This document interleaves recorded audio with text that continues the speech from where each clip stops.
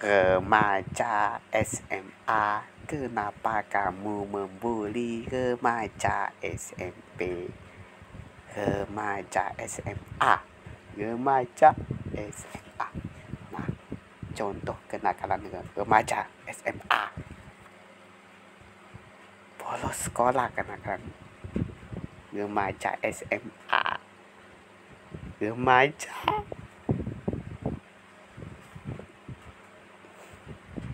Remaja SMA. Apakah bisa jadi ketua OSIS? Ya, remaja SMA bisa.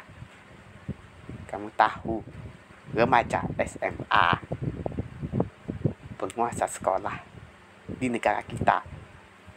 Remaja SMA. Guys, aku adalah remaja SMA, bukan remaja SMP. Tapi aku tahu remaja SMA sering nakal.